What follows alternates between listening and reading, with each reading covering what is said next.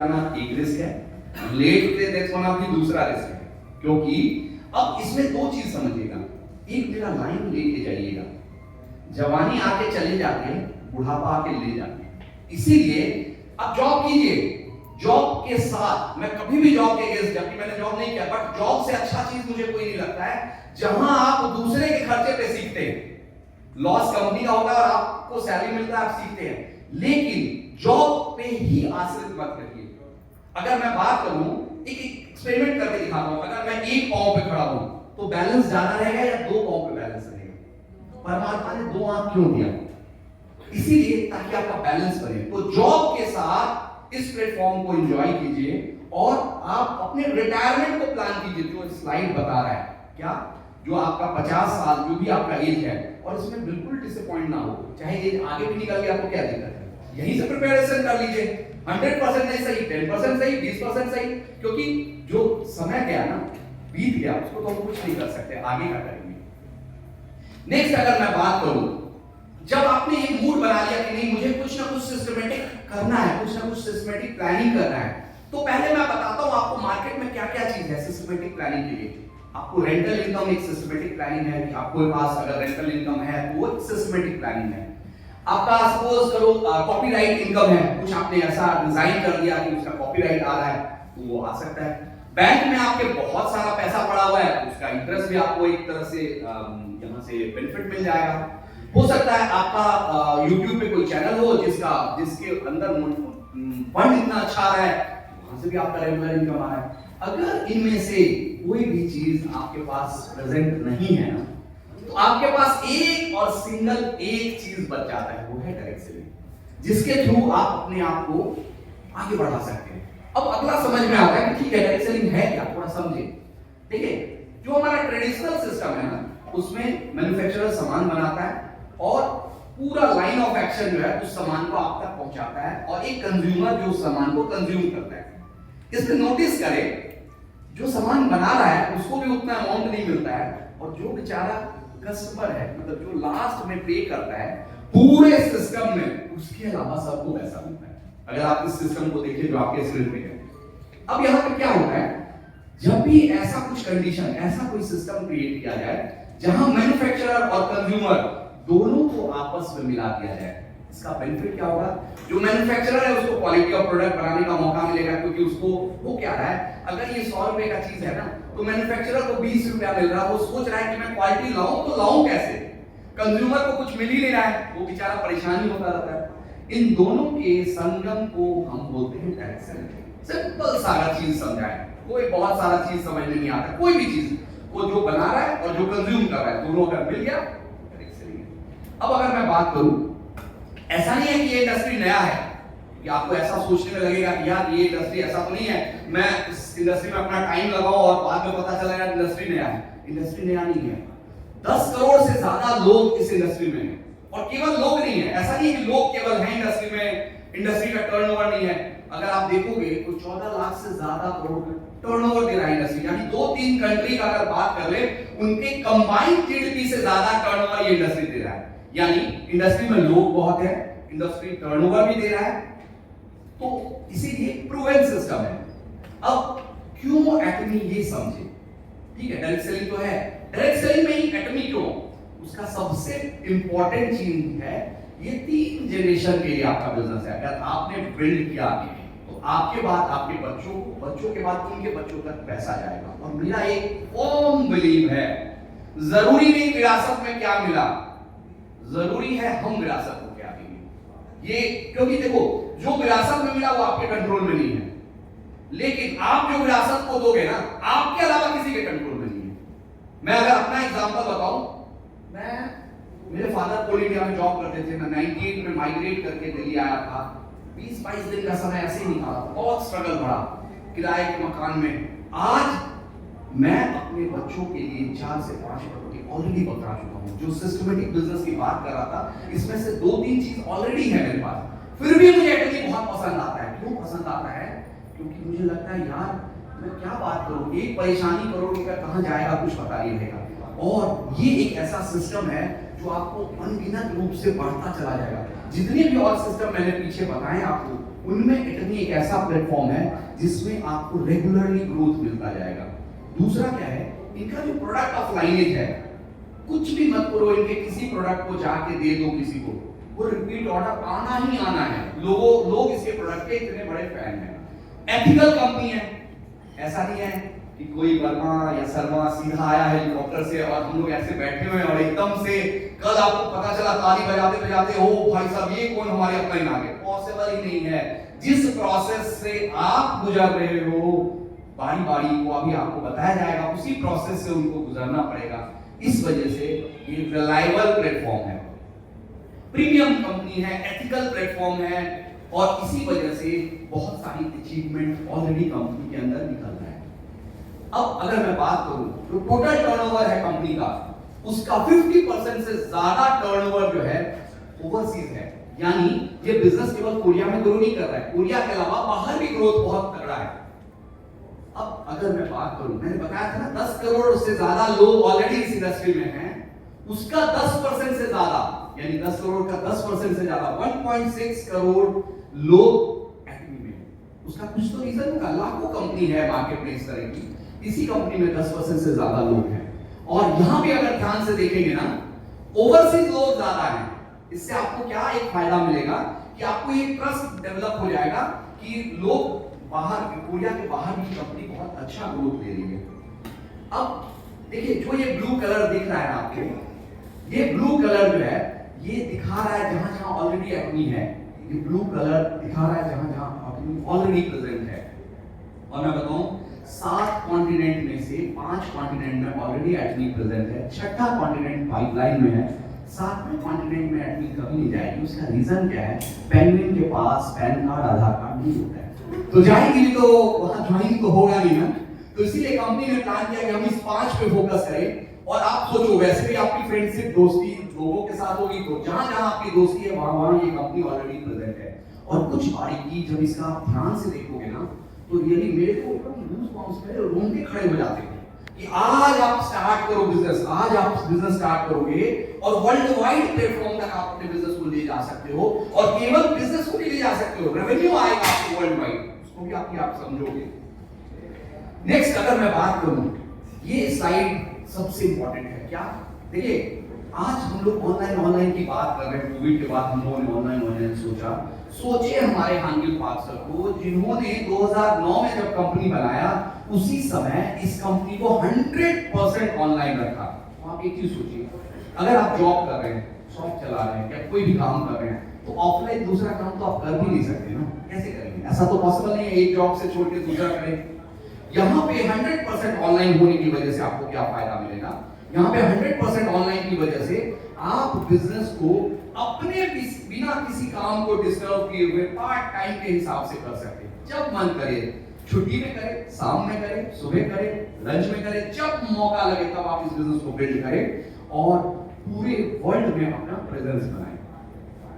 Next क्या है? Next इसका जो सबसे इंपॉर्टेंट चीज है, देखो मार्केट को क्या चाहिए? मार्केट को क्वालिटी ऑफ प्रोडक्ट चाहिए, उसके बाद कॉस्ट चाहिए।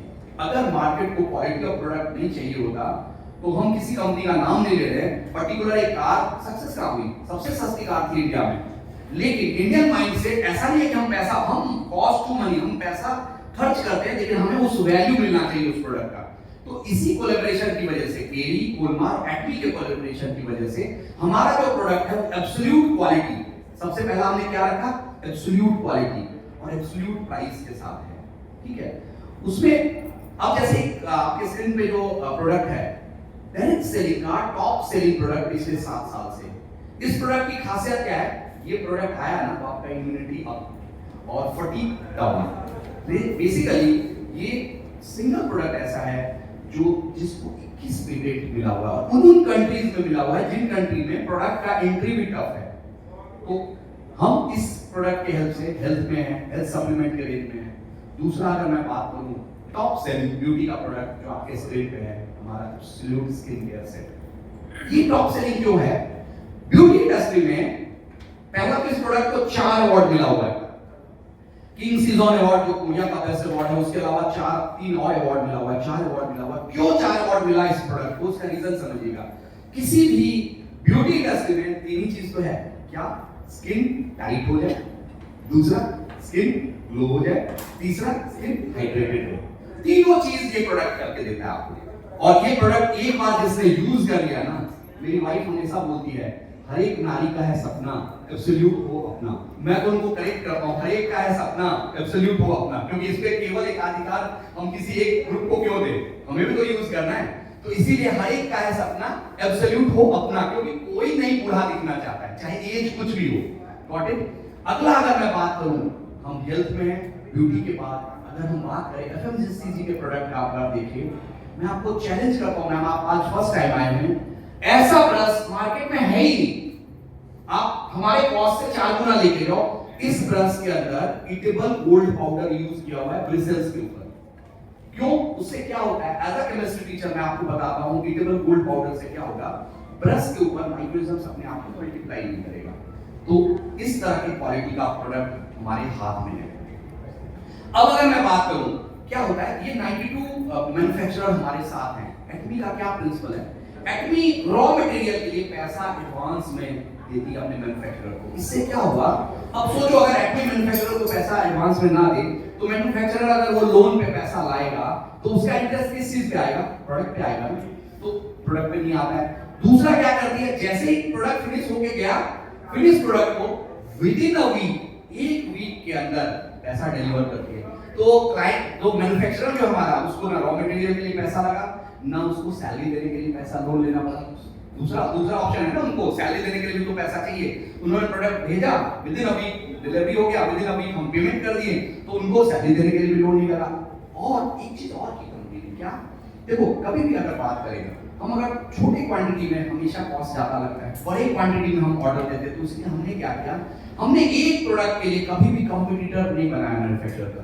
कोई एक जो मैन्युफैक्चरर है हमारा, वो एक प्रोडक्ट का ऑर्डर लेता है, एक प्रोडक्ट बना के देता है। इससे क्या फायदा होता है, उनके पास बल्क ऑर्डर जाता है, वो भी ये देखते हैं कि भाई मार्जिन थोड़ा कम मिले तो हमें क्वांटिटी तो ज्यादा मिल रहा है। ये अलग अलग मैन्युफैक्चरर हमारे साथ मिल रहे हैं, और इनकी वजह से, इन 92 मैन्युफैक्चरर की वजह से हमारा प्रोडक्ट जो है क्वालिटी में एक नंबर और कॉस्ट में हम बीट कर रहे हैं मार्केट को। और एक कंज्यूमर को यही चीज को चाहिए।